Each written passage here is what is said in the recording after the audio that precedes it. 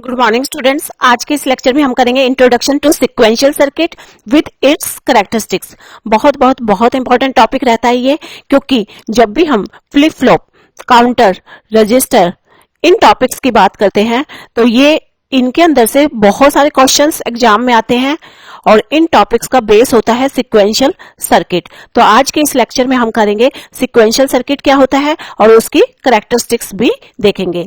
Welcome to one bit extra computer classes. तो सबसे पहले देखते हैं इंट्रोडक्शन टू सिक्वेंशियल सर्किट। इसकी फॉर्मल डेफिनेशन की अगर हम बात करें तो definition is, in sequential circuit the present output depends on present input as well as past output.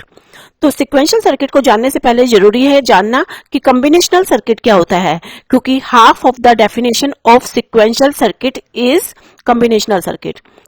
तो कॉम्बिनेशनल सर्किट के अंदर क्या होता है, जो प्रेजेंट इनपुट, जो भी हम इनपुट देते हैं उसके ऊपर प्रोसेसिंग होती है एंड देन आउटपुट आता है।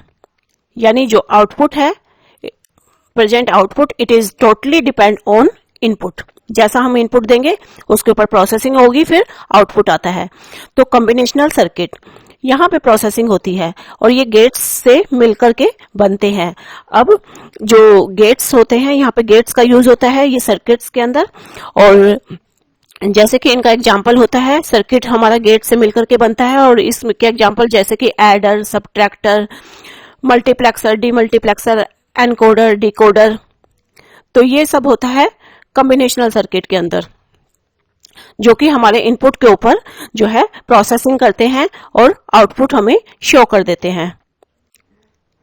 अब जो कॉम्बिनेशनल सर्किट होता है वहां पर क्या होता है, जैसा हम इनपुट देते हैं, सपोज ये कॉम्बिनेशनल सर्किट है और इसके अंदर हमने इनपुट दिया दैट इज 1 0। अब जैसे हम इनपुट देंगे वैसा ही, उसके अकॉर्डिंग ही, जैसे अगर हमने 1 0 इनपुट दी और हमें सम करना है तो सम तो आएगा 0 और कैरी आएगी 1। तो it is totally depend on present input. और अगर हम यहाँ पर इस कॉम्बिनेशनल सर्किट के अंदर अगर हम जो है इनपुट देते दैट इज 0 देते और 1 देते तो आउटपुट चेंज हो जाती और सम जो है आता दैट इज 1 और कैरी आती 0। तो इट मीन्स आउटपुट जो है टोटली डिपेंड कर रही है इनपुट के ऊपर। और अगर हम इसके ट्रुथ टेबल की बात करें तो जैसे इसमें ट्रुथ टेबल में हम क्या लिखते हैं, इनपुट एंड देन आउटपुट। तो जैसा हम इनपुट देते हैं, सपोज हम जो है इनपुट दे रहे हैं 1 1 और हम यहाँ पे गेट अप्लाई कर रहे हैं, सपोज एंड गेट। तो यहाँ पे 1 1 दोनों अगर 1 है तो रिजल्ट क्या आएगा, डेट इज 1। तो it means output is totally depend on input. तो ये होता है कॉम्बिनेशनल सर्किट के अंदर। लेकिन अब सिक्वेंशियल सर्किट देखते हैं। सिक्वेंशियल सर्किट के अंदर क्या होता है, जो हमारा कॉम्बिनेशनल सर्किट होता है, कॉम्बिनेशनल सर्किट जिसके अंदर हम इनपुट देते हैं और उसके ऊपर प्रोसेसिंग होती है, फिर आउटपुट आता है। अब ये जो आउटपुट है it is not depend only on the input as the combinational circuit, क्योंकि कॉम्बिनेशनल सर्किट के अंदर आउटपुट ओनली डिपेंड करती है इनपुट के ऊपर। लेकिन सिक्वेंशियल सर्किट में आउटपुट जो है डिपेंड करती है इनपुट के ऊपर भी प्लस पास्ट आउटपुट के ऊपर भी। तो ये जो आउटपुट है सिक्वेंशियल सर्किट के अंदर क्या होता है कि ये जो आउटपुट डिपेंड करती है इनपुट के ऊपर प्लस प्रीवियस आउटपुट के ऊपर। अब ये जो प्रीवियस आउटपुट है इसको स्टोर करने के लिए कोई ना कोई जगह चाहिए इस प्रीवियस आउटपुट को, तो मेमोरी के अंदर इस आउटपुट को स्टोर किया जाता है, इस पास्ट आउटपुट को। अब ये आउटपुट को तब तक स्टोर किया जाता है, करके रखता है जब तक इससे वो जो है आउटपुट ले ना लिया जाए। तो ये एज ए इनपुट इससे ले लिया जाता है और ये यहाँ पर काम करता है फीडबैक के रूप में। तो this is most important point कि इसके अंदर मेमोरी होती है, मेमोरी जो कि पास्ट आउटपुट को स्टोर करती है इन द फॉर्म ऑफ 0 और 1। अब ये जो 0 1 की फॉर्म में जो भी डेटा को स्टोर किया जाता है मेमोरी के अंदर, इसको स्टोर कराया जाता है फ्लिप फ्लॉप्स के थ्रू। एक फ्लिप फ्लॉप एक बिट को स्टोर करता है, तो यहां मेमोरी में फ्लिप फ्लॉप को यूज किया जाता है।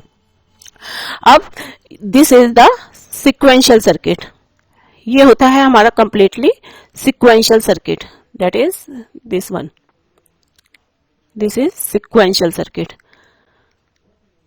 Where output is not only depend on input but also on the past output, and past output will be stored in the memory. ठीक है, memory will work as the feedback. तो combinational जो sequential circuit है उसके अंदर क्या होता है, कॉम्बिनेशनल सर्किट ही होता है, इसके अलावा मेमोरी प्लस फीडबैक भी होता है सिक्वेंशियल सर्किट में। तो this is the major difference between the combinational circuit and sequential circuit. तो अब सिक्वेंशियल सर्किट जिसके एग्जाम्पल्स होते हैं flip flops, counters and registers. Flip flop जो कि आपके मेमोरी में डेटा को स्टोर करके रखेंगे, काउंटर्स भी इसका एग्जांपल है एंड रजिस्टर्स भी इसका एग्जांपल्स हैं। Okay students, now we see the characteristics of sequential circuit.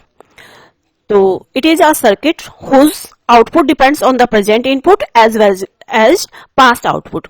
तो ये वो सर्किट है जिसके अंदर आउटपुट प्रेजेंट इनपुट के ऊपर डिपेंड करता है प्लस पास्ट आउटपुट पर भी डिपेंड करता है। It contains at least one memory element, तो मेमोरी एलिमेंट इसको रखना पड़ता है पास्ट आउटपुट को स्टोर करने के लिए। It is comparatively slow in speed, क्योंकि इसमें मेमोरी होती है तो स्पीड में स्लो हो जाता है। Difficult to design due to presence of memory, क्योंकि इसमें मेमोरी है तो इसे डिजाइन करना भी डिफिकल्ट होता है। It is cheaper in cost, cost में ये चीप होती है, सस्ती होती है। And it requires less hardware for its realisation, इसको हार्डवेयर भी कम चाहिए होते हैं। Okay students, this is all about sequential circuit. अगर स्टूडेंट्स ये टॉपिक्स आपको करने हैं बहुत इजी मैनर में, आगे भी लॉजिकल ऑर्गेनाइजेशन 2 हमने स्टार्ट कर दी है, डिजिटल इलेक्ट्रॉनिक्स, इसके सारे टॉपिक्स हम 1 बाय 1 करके ले रहे हैं। सिक्वेंशियली रिकमेंडेड है आप सारे लेक्चर्स को सिक्वेंशियली ही देखें, और आप हमारे साथ जुड़ने के लिए इस चैनल को सब्सक्राइब कर दें ताकि आपको सभी लेक्चर्स, सभी टॉपिक्स बहुत इजी मैनर में आगे भी समझ में आ जाएं।